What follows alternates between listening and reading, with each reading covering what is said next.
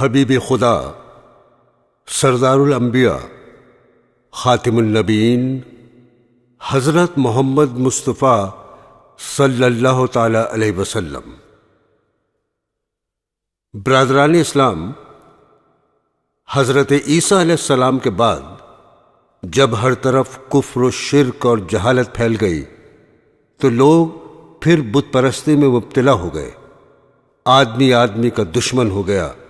شراب، جوا، قتل، لوٹ مار، بدامنی ہر طرف پھیل گئی۔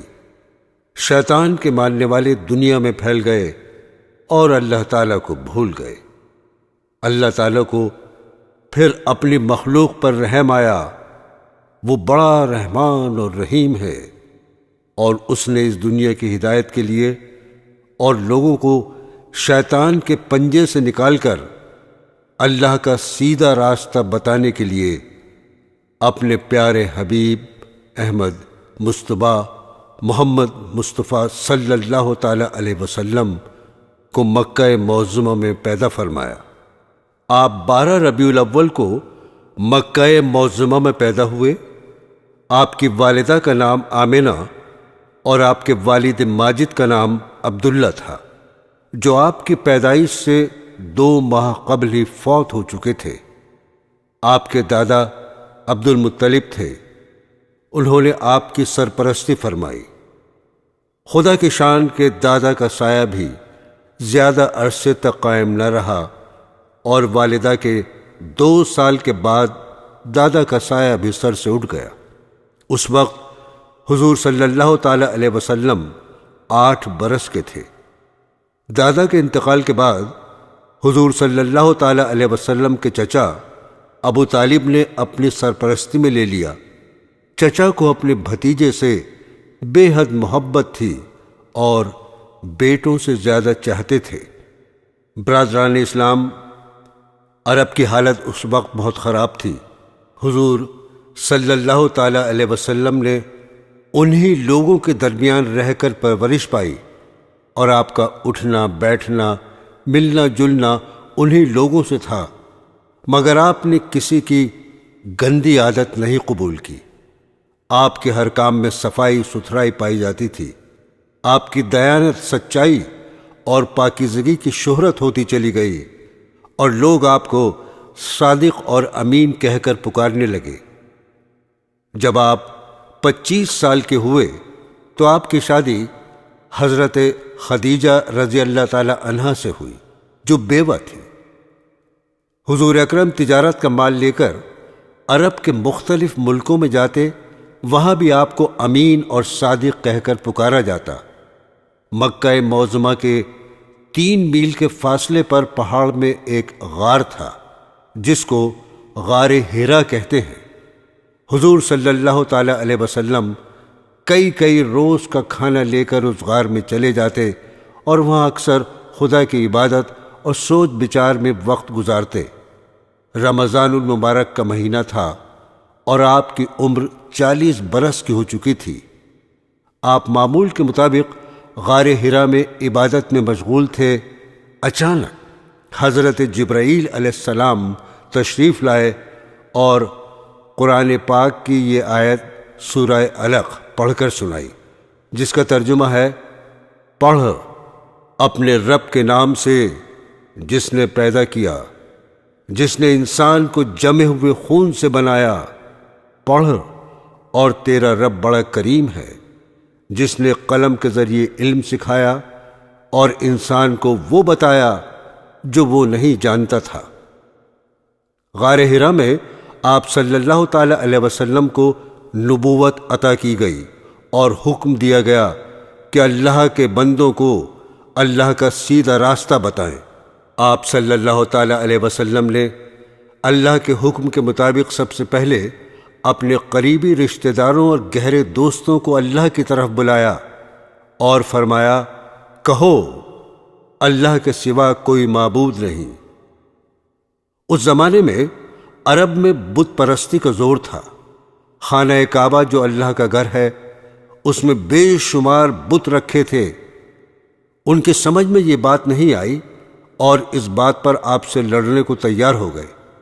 سب سے پہلے حضرت خدیجہ رضی اللہ تعالی عنہا، حضرت علی رضی اللہ تعالی عنہ، آپ کے چچا زاد بھائی حضرت زید بن حارث، آپ کے آزاد کیے ہوئے غلام، اور حضرت ابو بکر صدیق رضی اللہ تعالی عنہ جو حضور صلی اللہ تعالی علیہ وسلم کے گہرے دوست تھے، ایمان لائے اور اللہ کے دین کو پھیلانے لگے۔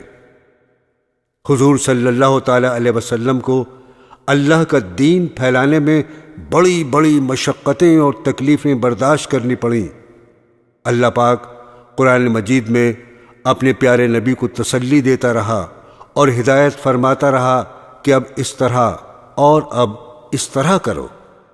آپ صلی اللہ تعالی علیہ وسلم کی تسلی کے لیے اور قوم کی عبرت کے لیے پہلے نبیوں کے قصے بتائے گئے کہ جن قوموں نے اپنے نبی کا کہنا مانا وہ دین و دنیا میں کامیاب رہیں، اور جنہوں نے اپنے نبی کا انکار کیا اور اللہ کا کہنا نہیں مانا، وہ قوم اس دنیا سے بھی نیست و نابود کر دی گئی اور آخرت میں بھی اس کو بڑی سزا ملے گی۔ عزیزان گرامی، اب ہم قرآن پاک سے چند واقعات بیان کرتے ہیں کہ ہمارے نبی صلی اللہ تعالی علیہ وسلم اپنی قوم کو کس طرح سمجھاتے رہے اور قوم کیا جواب دیتی رہی۔ حضور جب ایمان کی دعوت دیتے تو وہ مسلمانوں کو بیوقوف بناتے ہیں، ارشاد باری تعالی ہے، اور جب کہیے ان کو ایمان لاؤ جس طرح ایمان لائے سب لوگ، کہتے ہیں کیا ہم اس طرح مسلمان ہوں جیسے مسلمان ہوئے بیوقوف؟ سنتا ہے وہی، ہیں بیوقوف پر نہیں جانتے۔ اور کافر کہتے ہیں یہ قرآن من گھڑت باتیں ہیں جو اس نے بنا لی ہیں اور لوگوں نے اس میں ان کی مدد کی ہے۔ اللہ تعالیٰ اس کا جواب دیتے ہوئے فرماتے ہیں، سورہ فرقان کی 4، 5، 6، 7، 9 اور 21 آیتوں کا ترجمہ اس طرح ہے، یہ لوگ ایسا کہنے میں ظلم اور جھوٹ پر اتر آئے ہیں اور کہتے ہیں یہ پہلے لوگوں کی کہانیاں ہیں جن کو اس نے لکھ رکھا ہے، اور وہ صبح و شام ان کو پڑھ پڑھ کر سنائی جاتی ہیں۔ کہہ دو اس نے اتارا ہے اس کو جو آسمانوں اور زمین کی پوشیدہ باتوں کو جانتا ہے، بے شک وہ بخشنے والا مہربان ہے۔ اور کہتے ہیں کہ یہ کیسا پیغمبر ہے کہ کھانا کھاتا ہے اور بازاروں میں چلتا پھرتا ہے، اس کے ساتھ فرشتے کیوں نہیں نازل کیے گئے کہ اس کے ساتھ ہدایت کرنے کو رہتے، یا اس کی طرف آسمان سے خزانہ اتارا جاتا، یا اس کا کوئی باغ ہوتا کہ اس میں کھایا کرتا۔ اور ظالم کہتے ہیں تم تو ایک جادو زدہ شخص کی پیروی کرتے ہو۔ آگے فرمایا، اے پیغمبر دیکھو یہ تمہارے بارے میں کس کس طرح کی باتیں کرتے ہیں، سو گمراہ ہو گئے اور راستہ نہیں پا سکتے۔ وہ خدا بابرکت ہے جو اگر چاہے تو تمہارے لیے اس سے بہتر بنا دے باغات جن کے نیچے نہریں بہتی ہوں، نیز تمہارے لیے محل بنا دے۔ مزید فرمایا، اور جو لوگ ہم سے ملنے کی امید نہیں رکھتے کہتے ہیں کہ فرشتے کیوں نازل نہیں کیے گئے، یا ہم اپنی آنکھوں سے اپنے پروردگار کو دیکھ لیں۔ برادران اسلام، ہمارے پیارے نبی نے اس دین کو پھیلانے کی خاطر کیسی کیسی تکلیفیں اٹھائیں، لیکن آپ نے صبر سے کام لیا اور ہمت نہیں ہاری۔ قصہ معراج۔ پاک ذات ہے جو لے گیا اپنے بندے کو راتوں رات مسجد حرام سے مسجد اقصی تک، جس میں ہم نے خوبیاں رکھی ہیں کہ دکھلا دیں اس کو اپنی قدرت کے نمونے، وہی سنتا اور دیکھتا ہے۔ سورہ بنی اسرائیل آیت نمبر 1۔ برادران اسلام، ایک رات جب کہ آپ سو رہے تھے، حضرت جبرائیل علیہ السلام تشریف لائے اور آپ کا سینہ چاک کر کے قلب کو آب زمزم سے دھویا اور اس میں ایمان اور حکمت بھر دی۔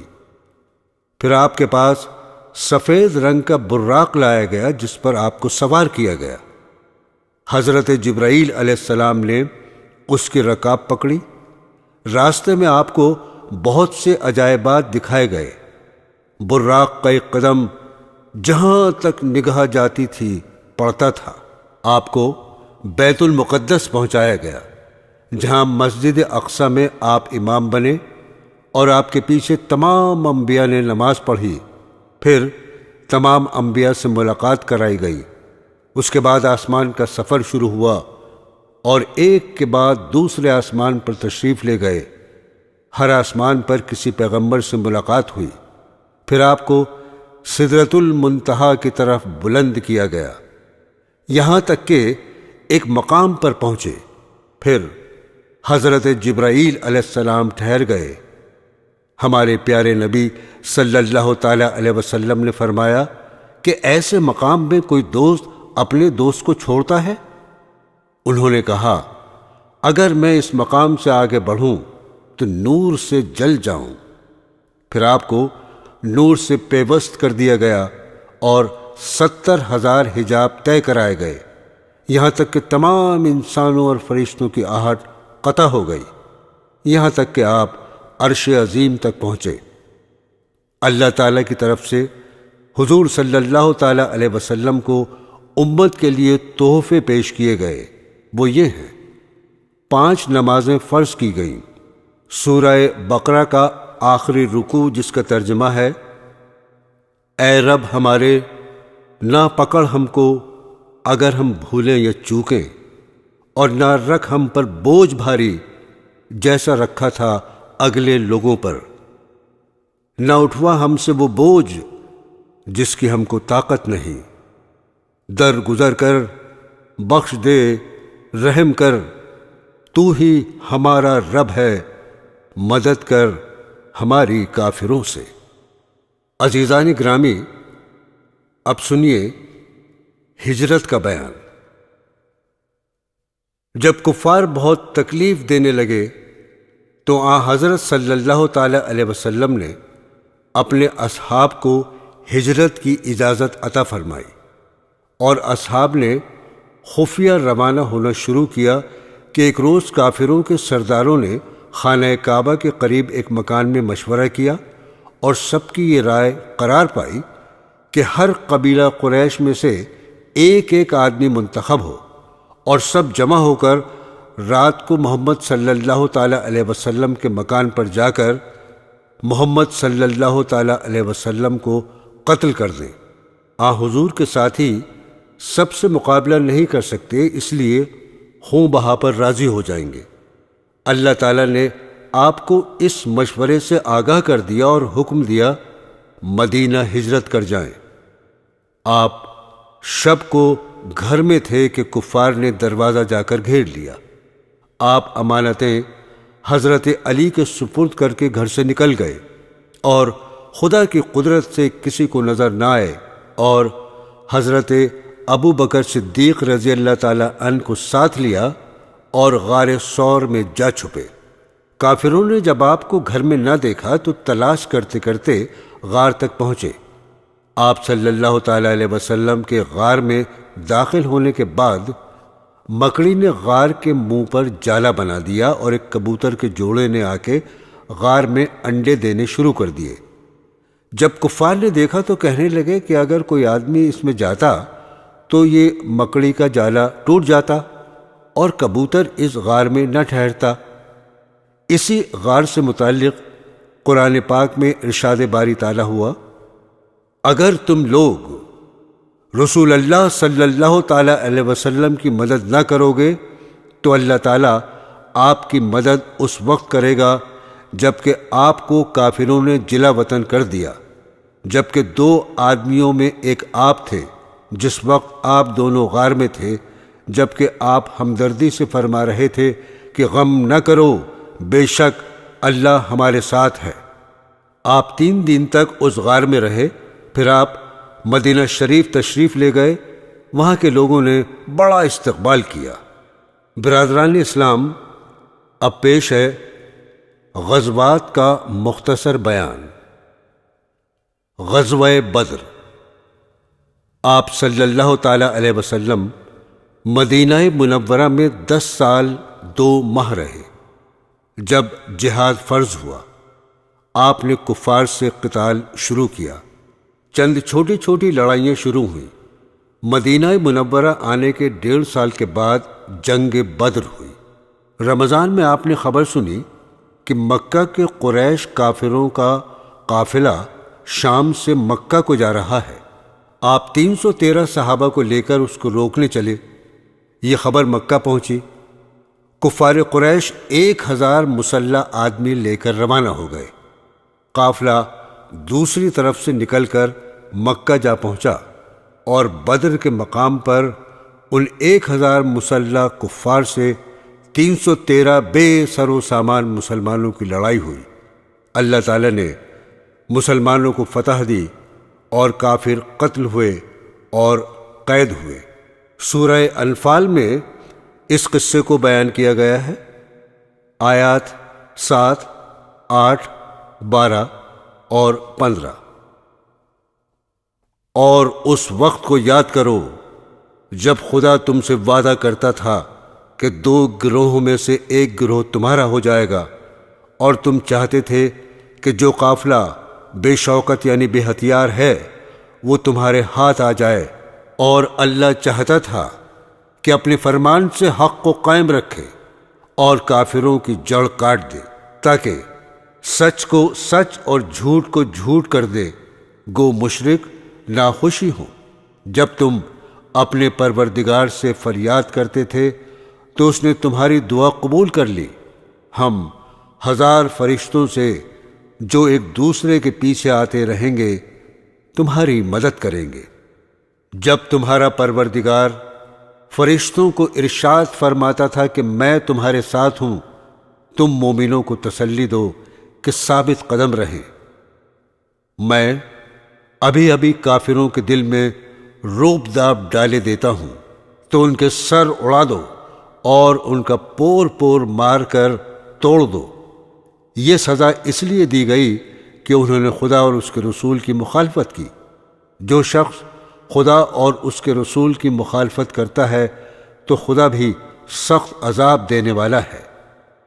یہ مزہ تو یہاں چکھو، اور کافروں کے لیے دوزخ کا عذاب بھی تیار ہے۔ برادران اسلام، آپ نے دیکھا کہ اللہ تعالیٰ مسلمانوں کی کس طرح مدد فرماتے ہیں، لیکن صرف اس وقت جب لڑائی صرف اللہ کے لیے لڑی جائے۔ اور تم نے یہ بھی سن لیا کہ جو شخص خدا اور اس کے رسول کی مخالفت کرتا ہے تو اللہ تعالیٰ اس کو سخت عذاب دیتے ہیں۔ اللہ تعالیٰ پھر مسلمانوں کو نصیحت کرتے ہوئے فرماتے ہیں، اے اہل ایمان، جب میدان جنگ میں کفار سے تمہارا مقابلہ ہو تو ان سے پیٹھ نہ پھیرنا، اور جو شخص امروز پیٹھ پھیرے گا سوائے اس کے کہ لڑائی کی کوئی حکمت ہو یا اپنی فوج میں جا ملنا چاہے، وہ مستثنیٰ ہے۔ باقی اور جو ایسا کرے گا وہ خدا کے غضب میں گرفتار ہو گیا، اور اس کا ٹھکانہ دوزخ ہے، اور وہ بہت بری جگہ ہے۔ غزوہ احد سن 3 ہجری۔ غزوہ بدر کے بعد کافروں سے چند چھوٹی چھوٹی لڑائیاں اور چھوٹی چھوٹی جھڑپیں ہوئیں۔ پھر جنگ بدر کے 1 سال بعد جنگ احد ہوئی۔ 1000 مسلمانوں کا لشکر روانہ ہوا، جبکہ کافروں کا لشکر 3000 تھا۔ راستے میں عبداللہ بن ابی، منافقوں کا سردار، اپنے 300 آدمیوں کو لے کر واپس ہو گیا اور بہانہ بنا دیا۔ آپ کے پاس 700 جانباز مسلمان رہ گئے۔ آپ نے کوہ احد پہنچ کر 50 تیر اندازوں کو پہاڑ کے اہم مقامات پر بٹھایا اور بہت تاکید کر دی اور حکم دیا کہ میری اجازت کے بغیر تم اپنی جگہ نہ چھوڑنا، خواہ ہمیں شکست ہو یا فتح، تم اپنی جگہ پر ڈٹے رہنا۔ جب جنگ شروع ہوئی تو اول مسلمانوں کو فتح ہوئی اور مسلمان مال غنیمت جمع کرنے لگے۔ یہ دیکھ کر وہ مسلمان جن کو پہاڑ کی اہم جگہوں پر کھڑا کیا گیا تھا، 10 آدمیوں کے سوا باقی سب اپنی جگہ کو چھوڑ کر آ گئے۔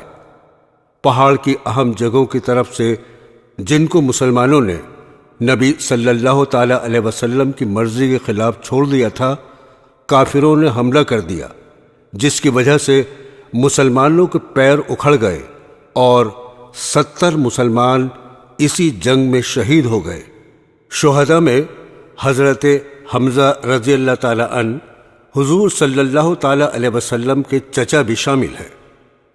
حضور صلی اللہ تعالی علیہ وسلم کے پیر میں زخم آئے، جن سے یہ افواہ پھیل گئی کہ حضور شہید ہو گئے۔ بعد میں اللہ تعالیٰ نے پھر مسلمانوں کے دلوں کو مضبوط کیا، مسلمان پھر جم کر لڑے اور کافر میدان احد چھوڑ کر چلے گئے۔ برادران اسلام، قرآن پاک کی چند آیتیں اس جنگ احد کے متعلق ہم آپ کو سناتے ہیں۔ سورہ آل عمران آیت 121۔ اور جبکہ آپ صبح کے وقت گھر سے چلے، مسلمانوں کو مقابلہ کرنے کے لیے مقامات پر جمع رہے تھے، اور اللہ تعالیٰ سب سن رہے تھے، سب جان رہے تھے۔ جب تم میں سے 2 جماعتوں نے دل میں خیال کیا کہ ہمت ہار دیں، اور اللہ تعالیٰ تو ان دونوں جماعتوں کا مددگار تھا، اور بس مسلمانوں کو اللہ پر اعتماد کرنا چاہیے۔ سورہ آل عمران آیت نمبر 139۔ اور سست نہ ہو اور غم نہ کھاؤ، اور تم ہی غالب رہو گے اگر تم ایمان رکھتے ہو۔ مسلمانوں کو تسلی دیتے ہوئے اللہ تعالیٰ فرماتے ہیں، سورہ آل عمران آیت 140، اگر تم کو زخم پہنچ جائے تو اس قوم کو بھی ایسا ہی زخم پہنچ چکا ہے۔ پھر اللہ تعالیٰ مسلمانوں کو نصیحت کرتے ہوئے فرماتے ہیں، سورہ آل عمران آیت 152، اور یقیناً اللہ تعالیٰ نے تم سے اپنا وعدہ سچا کر دکھایا تھا جس وقت تم ان کفار کو بحکم خداوندی قتل کر رہے تھے، یہاں تک کہ تم خود ہی کمزور ہو گئے اور باہم حکم میں اختلاف کرنے لگے، اور تم کہنے پر نہ چلے بعد اس کے کہ تم کو تمہاری دل خواہ بات دکھلا دی تھی۔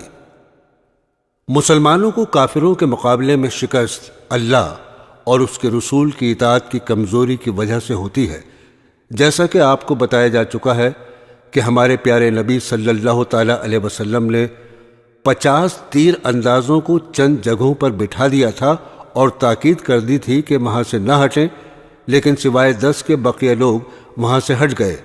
اللہ تعالیٰ اسی بات کو اس طرح فرماتے ہیں، سورہ آل عمران آیت 165، اور جب تمہاری ایسی حال ہوئی جس سے 2 حصے تم جیت چکے تھے تو کیا تم یوں کہتے ہو کہ کدھر سے ہوئی؟ فرما دیجئے کہ یہ تمہاری طرف سے ہوئی۔ بے شک اللہ تعالیٰ کو ہر چیز پر پوری قدرت حاصل ہے۔ غزوہ بنی نذیر ہجری 3۔ دوستو، غزوہ بنی نذیر 3 ہجری میں ہوا، جس کا سبب یہ ہوا کہ ہمارے پیارے نبی صلی اللہ تعالی علیہ وسلم مدینہ طیبہ ہجرت فرما کر تشریف فرما ہوئے تو یہودیوں کے 2 قبیلوں نے جو مدینہ کے باہر رہتے تھے آپ سے عہد کیا کہ ہم آپ کے موافق رہیں گے اور آپ سے کوئی برائی نہیں کریں گے۔ جب آپ اس معاملے پر گفتگو کے لیے ان کے پاس گئے اور ان سے اس معاملے کی گفتگو کی، وہ لوگ آپ کو ایک دیوار کے نیچے بٹھا کر مشورہ کرنے لگے کہ دیوار پر سے ایک پتھر لڑکا کر آپ کو قتل کر دیں۔ آپ صلی اللہ تعالی علیہ وسلم کو وحی سے اطلاع ہو گئی۔ آپ اٹھ کر مدینہ تشریف لے گئے۔ آپ نے کہلا بھیجا کہ تم نے اپنے عہد کو توڑا ہے، یا تو 10 دن کے اندر نکل جاؤ ورنہ لڑائی ہوگی۔ وہ لڑائی کے لیے تیار ہوئے، آپ ان پر لشکر لے آئے اور ان کے حلقے کو گھیر لیا۔ آخر وہ تنگ ہو کر نکل جانے پر راضی ہوئے۔ سورہ حشر میں اسی قصے سے متعلق چند آیتیں پیش ہیں۔ سورہ حشر آیت نمبر 1۔ اللہ پاک کی پاکی بیان کرتے ہیں سب جو کچھ آسمانوں اور زمین میں ہے، اور وہ زبردست حکمت والا ہے۔ وہی ہے جس نے کفار اہل کتاب کو ان کے گھروں سے پہلی بار اکٹھا کر کے نکال دیا۔ تمہارا گمان بھی نہ تھا کہ وہ کبھی اپنے گھروں سے نکلیں گے، اور خود انہوں نے یہ گمان کر رکھا تھا کہ ان کے قلعے ان کو اللہ سے بچا لیں گے، سو ان پر اللہ کا عتاب ایسی جگہ سے پہنچا کہ ان کو خیال بھی نہ تھا، اور ان کے دلوں میں رعب ڈال دیا کہ اپنے گھروں کو خود اپنے ہاتھوں سے اور مسلمانوں کے ہاتھوں سے اجاڑ رہے تھے۔ سوائے عقل مندوں اس حالت کو دیکھ کر عبرت حاصل کرو۔ آگے چل کر اللہ تعالیٰ فرماتے ہیں سورہ حشر آیت نمبر 4، یہ اس سبب سے ہے کہ ان لوگوں نے اللہ اور اس کے رسول کی مخالفت کی ہے، اور جو شخص اللہ کی مخالفت کرتا ہے تو اللہ تعالیٰ اس کو سخت سزا دینے والا ہے۔ غزوہ بنی بدر ثانی سن 4 ہجری۔ برادران اسلام، جنگ احد سے واپس جاتے ہوئے کافر کہہ گئے تھے کہ سال آئندہ بدر پر پھر لڑائی ہوگی۔ جب وہ زمانہ قریب ہوا تو کافروں کو بدر تک جانے کی ہمت نہ ہوئی۔ انہوں نے یہ سوچا کہ ایسی تجویز کرنی چاہیے کہ ہمارے پیارے نبی صلی اللہ تعالی علیہ وسلم بھی بدر نہ جائیں تاکہ ہم کو شرمندگی نہ ہو۔ چنانچہ انہوں نے ایک جاسوس کو مدینہ منورہ بھیجا کہ مسلمانوں میں جا کر یہ خبر پھیلائیں کہ کافروں نے فوج جمع کی ہے۔ مسلمان تو صرف اللہ سے ڈرتا ہے، وہ کافروں کی زیادتی سے نہیں ڈرتا۔ انہوں نے یہ سن کر کہا ہماری مدد کے لیے اللہ کافی ہے۔ آپ 1500 آدمیوں کو ساتھ لے کر بدر تشریف لے گئے اور چند روز قیام کیا، لیکن وہاں کوئی کافر مقابلے پر نہیں آیا۔ مسلمانوں نے وہاں تجارت میں خوب نفع حاصل کیا اور خوش و خرم واپس لوٹ آئے۔ غزوہ احزاب 5 ہجری۔ حضور صلی اللہ تعالی علیہ وسلم نے سنا کہ دمشق کے قریب کچھ کفار جمع ہو کر مدینہ منورہ پر چڑھنا چاہتے ہیں۔ آپ 1000 آدمیوں کو لے کر روانہ ہوئے۔ وہ خبر سن کر بھاگ گئے۔ آپ چند روز وہاں رہ کر مدینہ منورہ تشریف لے آئے۔ غزوہ احزاب کو غزوہ خندق بھی کہتے ہیں۔ سورہ احزاب میں اسی کا ذکر ہے۔ دراصل یہ لڑائی اس وجہ سے ہوئی کہ یہودیوں کے 2 قبیلوں کو جنہوں نے معاہدے کی خلاف ورزی کی تھی ان کو ان کے قلعوں سے نکال دیا گیا تھا۔ چنانچہ انہی میں کا ایک آدمی اپنے ساتھیوں کو ساتھ لے کر مکہ پہنچا اور کافروں کو لڑائی کے لیے آمادہ کیا، اور اس کے لیے بہت کوشش کی، یہاں تک کہ 10,000 کافروں کی فوج مدینہ منورہ حملہ کرنے کے لیے چلی۔ ہمارے پیارے رسول صلی اللہ تعالی علیہ وسلم نے مسلمانوں سے مشورہ کر کے مدینے کے پاس خندق کھودنے کا حکم دیا اور وہاں اپنا لشکر قائم کیا۔ کفار آئے اور خوب تیر اندازی کرتے رہے۔ مسلمانوں کی طرف سے بھی اس کا جواب دیا جا رہا تھا۔ حضور صلی اللہ تعالی علیہ وسلم نے کافروں میں تفرقہ ڈلوانے کی تجویز کی اور اللہ پاک نے اس میں کامیابی عطا فرمائی۔ کافروں کے اندر آپس میں تفرقہ پیدا ہو گیا اور آپس میں اچھا خاصا بگاڑ پیدا ہو گیا۔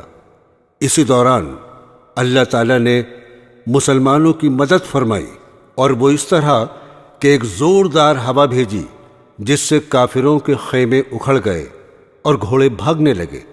چنانچہ اسی رات کو کافروں کا لشکر واپس چلا گیا۔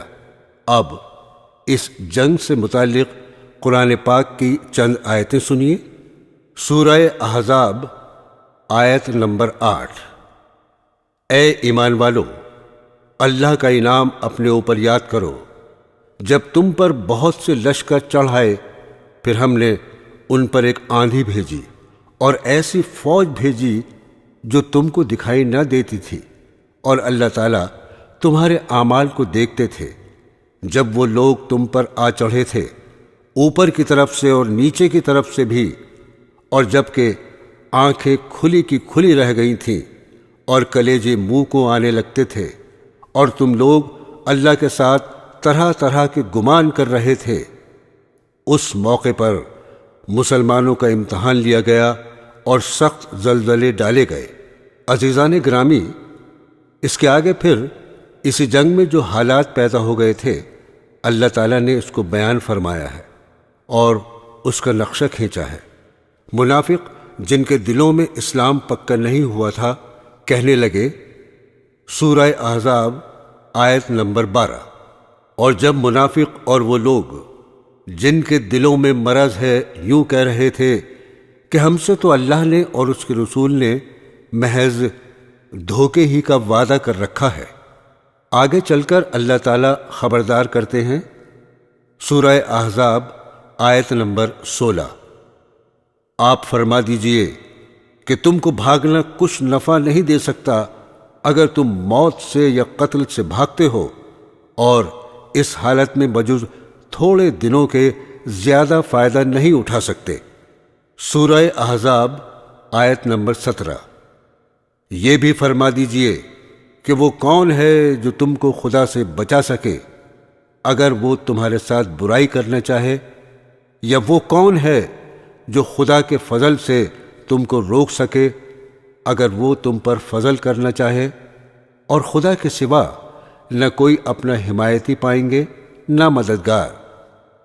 آگے چل کر اللہ تعالیٰ فرماتے ہیں، سورہ احزاب آیت نمبر 25، اور اللہ تعالیٰ نے کافروں کو لوٹا دیا غصے میں بھرا ہوا کہ ان کی کچھ بھی مراد پوری نہ ہوئی، اور جنگ میں اللہ تعالیٰ مسلمانوں کے لیے آپ ہی کافی ہو گیا، اور اللہ تعالیٰ بڑی قوت والا، بڑا زبردست ہے۔ قصہ حدیبیہ سن 6 ہجری۔ حضور صلی اللہ تعالی علیہ وسلم کو مدینہ منورہ میں رہتے ہوئے 6 سال ہوئے تھے کہ آپ نے خواب میں دیکھا کہ آپ مکہ تشریف لے گئے اور آپ نے عمرہ ادا کیا۔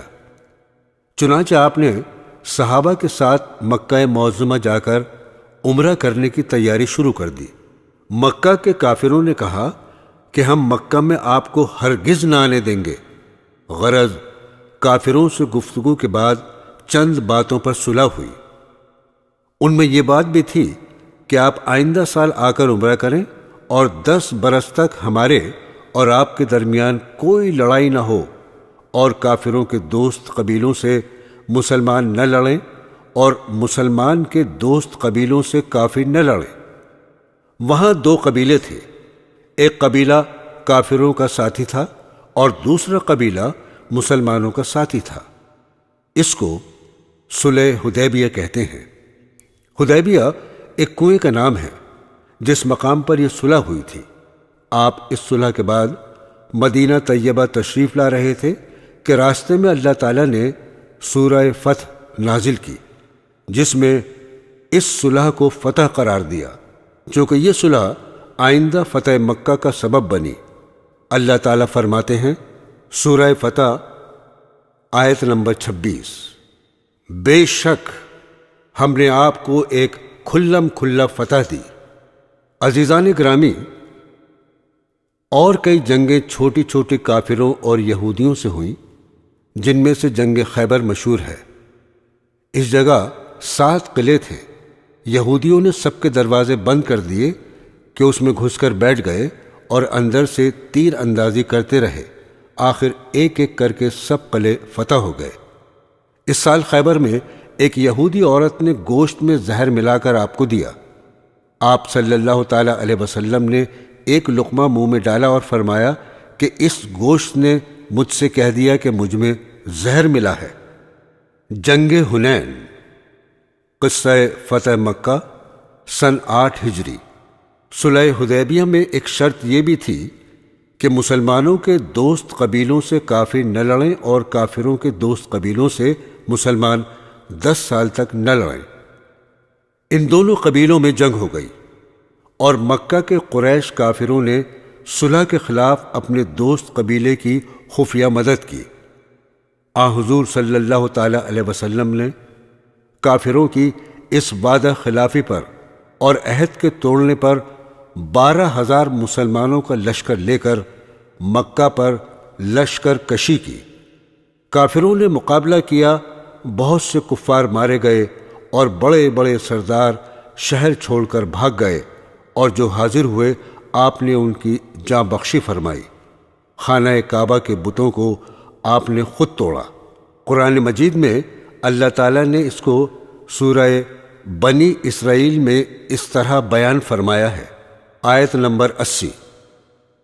اور آپ یوں دعا کیجئے کہ اے رب، مجھ کو خوبی کے ساتھ پہنچائیو اور مجھے خوبی کے ساتھ لے جائیو، اور مجھ کو اپنے پاس سے ایسا غلبہ دیجیو جس کے ساتھ نصرت ہو، اور کہہ دیجئے کہ حق آیا اور باطل گیا، گزرا ہوا، اور واقعی باطل چیز تو یوں ہی آتی جاتی رہتی ہے۔ فتح مکہ کے بعد دوسری چھوٹی چھوٹی جنگیں ہوئیں، پھر ایک بڑی جنگ حنین کے نام سے ہوئی۔ حنین ایک مقام ہے مکہ اور طائف کے درمیان، جہاں کافروں کے کچھ قبیلوں سے فتح مکہ کے 2 ہفتے بعد لڑائی ہوئی۔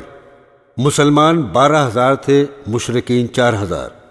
بعض مسلمان اپنا مجمع دیکھ کر اس طرح کہنے لگے کہ اس سے شیخی سی معلوم ہوتی تھی کہ ہم آج کسی طرح نہیں ہار سکتے۔ لڑائی شروع ہوئی اور پہلے مسلمانوں کو فتح ہوئی۔ بعض مسلمان مال غنیمت کو جمع کرنے لگے۔ اس وقت کافی ٹوٹ پڑے، وہ بڑے تیر انداز تھے، مسلمانوں پر تیر برسانے شروع کر دیے۔ اس گھبراہٹ میں مسلمانوں کے پاؤں اکھڑ گئے۔ صرف حضور صلی اللہ تعالی علیہ وسلم میں چند صحابہ کے میدان میں رہ گئے۔ آپ صلی اللہ تعالی علیہ وسلم نے حضرت عباس رضی اللہ تعالی عنہ سے مسلمانوں کو آواز دلوائی، پھر سب لوٹ کر دوبارہ جمع ہوئے اور کافروں سے مقابلہ کیا۔ آسمانوں سے فرشتوں کی مدد آئی، کافر بھاگے اور بہت سے قتل ہوئے، پھر ان میں سے بہت سے آپ صلی اللہ تعالی علیہ وسلم کی خدمت میں آ کر مسلمان ہو گئے۔ سورہ توبہ میں اللہ تعالیٰ نے اس کو اس طرح بیان کیا ہے، آیت نمبر 25۔ خدا تعالیٰ نے تم کو بہت موقعوں پر غلبہ دیا جب تم کو اپنے مجمع کو کثرت سے غرہ ہو گیا تھا، اور حنین کے دن بھی پھر وہ کثرت تمہارے لیے بھی کارآمد نہ ہوئی، اور تم پر زمین باوجود اپنی فراخی کے تنگی کرنے لگی، پھر تم پیٹھ پھیر کر بھاگ کھڑے ہوئے۔ پھر اللہ تعالیٰ نے اپنے رسول پر اور دوسرے مسلمانوں پر تسلی نازل فرمائی اور ایسے لشکر نازل فرمائے جن کو تم نے نہیں دیکھا، اور کافروں کو سزا دی، اور یہ کافروں کی سزا ہے۔ برادران اسلام، آپ نے دیکھا کہ اللہ تعالیٰ نے مسلمانوں کو کس طرح سبق دیا کہ اپنی زیادتی پر فخر نہ کرنا چاہیے، اور ہمیشہ سوچنا چاہیے کہ فتح صرف اللہ کی مدد سے ہوگی، کم ہو تب بھی اور زیادہ ہو تب بھی۔ اسی لیے صرف اللہ پر بھروسہ رکھنا چاہیے۔ یہ سبق اس لیے بھی دیا ہوگا کہ آئندہ بھی مسلمان اس بات کو یاد رکھیں۔ جنگ تبوک سن 9 ہجری۔ دوستو، تبوک ایک مقام ہے ملک شام میں۔ ہمارے پیارے نبی صلی اللہ تعالی علیہ وسلم جب فتح مکہ اور غزوہ حنین سے فارغ ہوئے تو آپ کو خبر ہوئی کہ روم کا بادشاہ ہرقل مدینہ منورہ پر فوج بھیجنا چاہتا ہے، اور وہ فوج تبوک کے مقام پر جمع کی جائے گی۔ قبل اس کے کہ وہ حملہ کرے، آپ نے خود ہی مقابلہ کرنے کے لیے سفر کا ارادہ کیا اور مسلمانوں میں اس کا اعلان کر دیا۔ چونکہ یہ زمانہ بہت گرمی کا تھا اور مسلمانوں کے پاس سامان بہت کم تھا، سفر دور دراز کا تھا، اس لیے اس غزوہ میں جانا بڑی ہمت کا کام تھا۔ اللہ تعالیٰ نے اس جہاد میں شرکت کے لیے مسلمانوں کو سورہ توبہ میں اس طرح ترغیب دلائی۔ آیت نمبر 38۔ اے ایمان والو، تم لوگوں کو کیا ہوا جب تم سے کہا جاتا ہے کہ اللہ کی راہ میں جہاد کے لیے نکلو تو زمین کو لگے جاتے ہو؟ کیا تم نے آخرت کے عوض دنیاوی زندگی پر قناعت کر لی؟ سو دنیا کی زندگی کا سامان آخرت کے مقابلے میں بہت تھوڑا ہے۔ یہ ترغیب دلانے کے لیے اللہ تعالیٰ نے اور بھی کئی آیات اس کے آگے بیان فرمائی ہیں۔ سورہ توبہ آیت نمبر 41۔ نکل پڑو، خواہ تھوڑے سامان سے خواہ زیادہ سامان سے، اور اللہ کی راہ میں اپنے مال اور جان سے جہاد کرو، یہ تمہارے لیے بہتر ہے اگر تم یقین رکھتے ہو تو دیر مت کرو۔ عزیزان گرامی، جو لوگ منافق تھے اور سچے مسلمان نہ ہوئے تھے وہ اتنی دور جہاد میں جانے سے بہانے کرنے لگے اور رخصت مانگنے لگے تو اللہ تعالیٰ نے ان کی پول کھول دی۔ سورہ توبہ آیت نمبر 42۔ اگر کچھ ہاتھ مال ملنے والا ہوتا اور سفر بھی معمولی ہوتا تو یہ منافق ضرور آپ صلی اللہ تعالیٰ علیہ وسلم کے ساتھ ہو لیتے، لیکن ان کو تو مسافت ہی دور دراز معلوم ہونے لگی اور ابھی خدا کی قسمیں کھا جائیں گے، اگر ہمارے بس کی بات ہوتی تو تمہارے ساتھ چلتے۔ یہ لوگ جھوٹ بول کر اپنے آپ کو تباہ کر رہے ہیں اور اللہ جانتا ہے کہ یہ لوگ یقیناً جھوٹے ہیں۔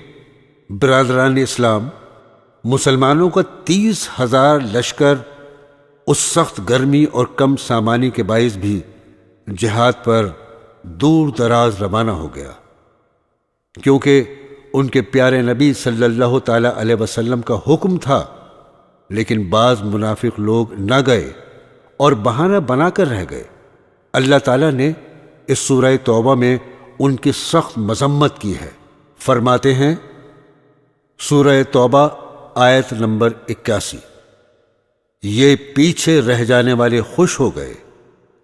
رسول اللہ صلی اللہ تعالیٰ علیہ وسلم کے جانے کے بعد اپنے بیٹھے رہنے پر اور ناگوار ہوا جہاد کرنا اللہ کی راہ میں اپنے مالوں اور جانوں کے ساتھ، اور دوسروں کو کہنے لگے کہ تم لوگ گرمی میں مت نکلو۔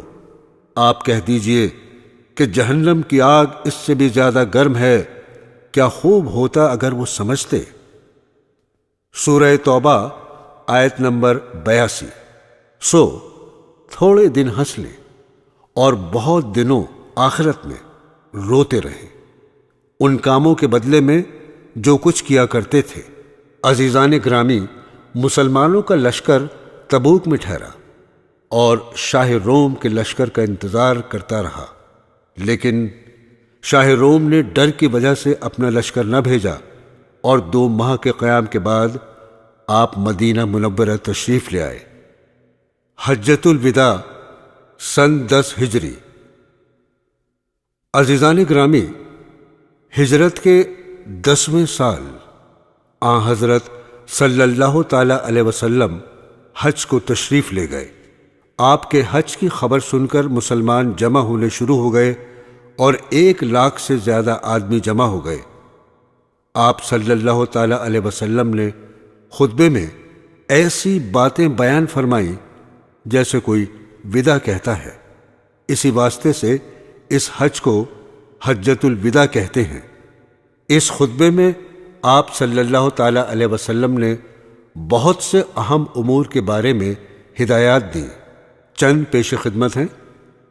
سن رکھو، جاہلیت کے تمام دستور میرے دونوں پاؤں کے نیچے ہیں۔ عربی کو اجمی پر اور اجمی کو عربی پر کوئی فضیلت نہیں۔ تم سب آدم کی اولاد ہو اور آدم مٹی سے پیدا ہوئے تھے۔ مسلمان آپس میں بھائی بھائی ہیں۔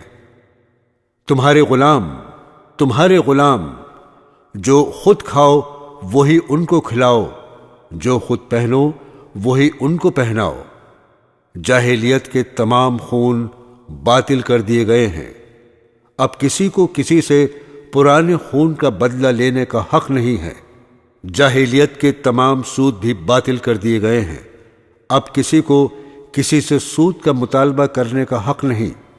اور سب سے پہلے میں اپنے خاندان کا سود، عباس بن عبد المطلب کا سود باطل کرتا ہوں۔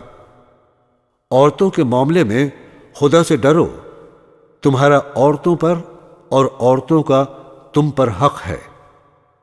تمہارا خون اور تمہارا مال قیامت تک کے لیے ایک دوسرے پر حرام ہے، اور اسی طرح جس طرح یہ دن، یہ مہینہ اور یہ شہر حرام ہے۔ میں تم میں ایک چیز چھوڑے جاتا ہوں، اگر تم نے اس کو مضبوط پکڑ لیا تو گمراہ نہ ہوگے، اور وہ ہے اللہ کی کتاب۔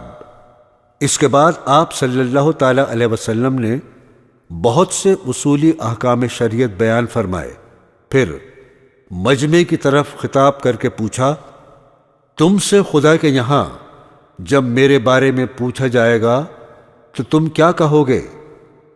صحابہ نے عرض کیا، ہم کہیں گے کہ آپ نے خدا کا پیغام پہنچا دیا اور اپنا فرض ادا کر دیا۔ آپ نے آسمان کی طرف انگلی اٹھائی اور 3 بار فرمایا، اے اللہ تو گواہ رہنا۔ اسی موقع پر قرآن پاک کی یہ آیت نازل ہوئی۔ ترجمہ: آج میں نے تمہارے لیے دین کو مکمل کر دیا اور اپنی نعمت تمام کر دی، اور تمہارے لیے اسلام کو بحیثیت دین کے پسند کیا۔ اس حج کے موقع پر حضرت صلی اللہ تعالی علیہ وسلم نے حج کے تمام طریقے خود برت کر دکھا دیے کہ حج کس طرح کرنا چاہیے۔ اس موقع پر آپ نے یہ بھی فرمایا کہ مجھ سے حج کے مسائل سیکھ لو، میں نہیں جانتا شاید اس کے بعد مجھے دوسرے حج کی نوبت نہ آئے۔ اس موقع پر آپ نے تمام مسلمانوں سے یہ بھی فرمایا، جو لوگ اس وقت موجود ہیں وہ یہ سب باتیں ان تک پہنچا دیں جو موجود نہیں ہیں۔ سورہ مائدہ کی آیت نمبر 3 کے نازل ہونے کے بعد تقریباً 3 ماہ حضور اکرم صلی اللہ تعالی علیہ وسلم حیات رہے، اور ربیع الاول سن 11 ہجری میں آپ اس جہان فانی سے رخصت ہو گئے۔ عزیزان گرامی، اب پیش ہیں چند اچھی باتیں۔ اسلام نام ہے، زندگی میں ہر جگہ چلتے پھرتے، سوتے جاگتے، کھاتے پیتے، لین دین کرتے ہم ہر وقت خیال رکھیں کہ اس میں اللہ تعالیٰ کا کیا حکم ہے، اور حضور اکرم صلی اللہ تعالی علیہ وسلم نے اس کو کس طرح کیا۔ قرآن پاک میں اسلام کے مطابق زندگی گزارنے کے لیے اللہ تعالیٰ کے بہت سے احکام آئے ہیں۔ سورہ بنی اسرائیل آیت نمبر 34، اور اپنا وعدہ پورا کیا کرو، بلا شبہ وعدے کے متعلق تم سے پوچھ ہوگی۔ سورہ متفففین آیت نمبر 1، اور جب ناپ تول کرو تو پورا کرو، اور صحیح ترازو سے تول کر دیا کرو۔ دوسری جگہ آپ نے فرمایا، خرابی ہے گھٹانے والوں کی کہ جب ناپ تولیں لوگوں سے پورا کریں، اور جب ناپ دیں ان کو یا تول دیں تو گھٹا کر دیں۔ کیا خیال نہیں رکھتے وہ لوگ کہ ان کو اٹھنا ہے ایک بڑے دن میں؟ دوستو، دوسروں سے ہنس کر یا مسکرا کر خوش اخلاقی سے بات کرنا بھی کیسا اچھا ہے، سب کو اچھا معلوم ہوتا ہے۔ ایسے لوگوں کی تعریف کی جاتی ہے اور اللہ تعالیٰ ان کے سب کام آسانی سے بنا دیتے ہیں۔ قرآن حکیم میں فرماتے ہیں، اور ہر شخص سے بات اچھی طرح کیا کرو۔ سورہ فرقان آیت نمبر 63، اور جب تم سے کوئی جاہل اڑ جائے تو اس کو سلام کہہ کر چلے جاؤ۔ تو دوستو، جب تم سے کوئی دشمنی کرے، عداوت کرے، تمہارے سے کوئی برائی کرے، تو اس کا جواب دشمنی اور برائی سے مت دو، بلکہ اس کے ساتھ سلوک کرو اور محبت کرو، تو وہ تمہارا پکا دوست بن جائے گا۔ ارشاد باری تعالیٰ ہے، آپ نیک برتاؤ سے بدی کو ٹال دیجئے، پھر یکایک آپ میں اور جس شخص میں عداوت تھی ایسا ہو جائے گا جیسے کوئی دوست ہوتا ہے۔ دوستو، پیٹھ پیچھے کسی کی برائی کرنا کیسی بری بات ہے۔ اس سے بہت بہت خرابیاں پیدا ہوتی ہیں، دشمنیاں قائم ہو جاتی ہیں اور کوئی فائدہ حاصل نہیں ہوتا۔ اسی کو غیبت کہتے ہیں۔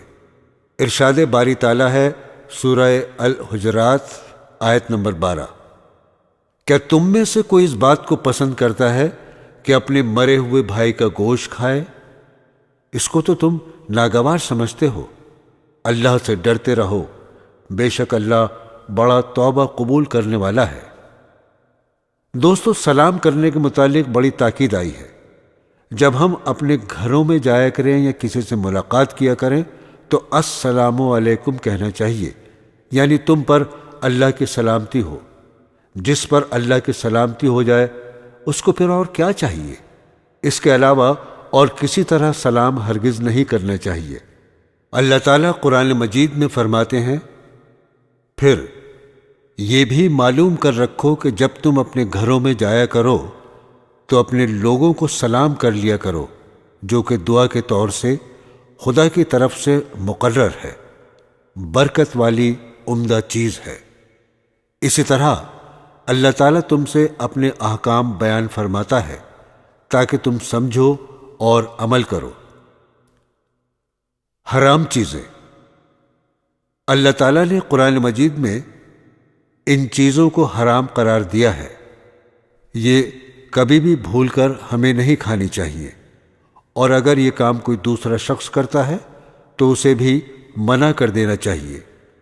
سورہ مائدہ آیت نمبر 3، تم پر حرام کیے گئے مردار اور خون اور سور کا گوشت اور جو جانور کے غیر اللہ کے نام سے نامزد کیا ہو، اور جو دم گھٹنے سے مر جائے، اور جو کسی چوٹ سے مر جائے، اور جو کسی اونچی جگہ سے گر کر مر جائے، اور جو کسی کی ٹکر سے مر جائے، اور جس کو کوئی درندہ کھانے لگے لیکن جس کو ذبح کر لو، اور جو جانور بتوں پر چڑھائے جائیں، اور یہ کہ تقسیم کرو بذریعہ قرا کے تیروں کے، یہ سب گناہ ہیں۔ اور اب وہ باتیں جو سخت گناہ ہیں وہ یہ ہیں۔ سورہ بنی اسرائیل آیت نمبر 31، اور اپنی اولاد کو ناداری کے اندیشے سے قتل مت کرو، ہم ان کو بھی رزق دیتے ہیں اور تم کو بھی، بلا شبہ ان کا قتل کرنا بڑا بھاری گناہ ہے، اور زنا کے پاس مت پھٹکو، بلا شبہ وہ بڑی بے حیائی کی بات ہے اور برا رستہ ہے۔ اور جس شخص کے قتل کو اللہ تعالیٰ نے حرام قرار دیا ہے اس کو قتل مت کرو، البتہ حق کے ساتھ، اور جو شخص ناحق قتل کیا جائے تو ہم نے اس کے وارث کو اختیار دیا ہے، تو اس کے قتل کے بارے میں اسے حد سے تجاوز نہیں کرنا چاہیے۔ وہ شخص طرفداری کے قابل ہے، اور یتیم کے مال کے قریب مت جاؤ۔ سورہ مائدہ آیت نمبر 90، اے ایمان والو، یقیناً شراب اور جوا، بت اور قرا کے تیر، یہ سب گندے اور شیطانی کام ہیں، تم ان سے بچتے رہو تاکہ نجات پاؤ۔ اللہ کے ساتھ کسی کو شریک نہ کرو۔ سورہ نساء میں اللہ تعالیٰ فرماتے ہیں آیت نمبر 48، تحقیق اللہ نہیں بخشتا ہے یہ کہ اس کے ساتھ کسی کو شریک ٹھہرائے، اور بخشتا ہے اس کے علاوہ جس کو چاہے، اور جس نے شریک ٹھہرایا اللہ کا اس نے بڑا طوفان باندھا ہے۔ سورہ عنکبوت آیت نمبر 8۔ اور ہم نے انسان کو اپنے ماں باپ کے ساتھ اچھی طرح رہنے کی وصیت کی ہے، اور اگر وہ تجھ سے روا کریں کہ تو شرک پکڑ میرا تو ان کا کہنا نہ مان۔ سورہ لقمان آیت نمبر 13۔ اور جب کہا لقمان نے اپنے بیٹے کو کہ جب اس کو سمجھانے لگا، اے بیٹے شریک نہ ٹھہرائیو اللہ کا، بے شک شریک بنانا بڑی بے انصافی ہے۔ سورہ الزمر آیت نمبر 65۔ اگر تم نے شریک مانا اکارت جائیں گے تیرے عمل، اور تو ہو جائے گا خسار والوں میں سے۔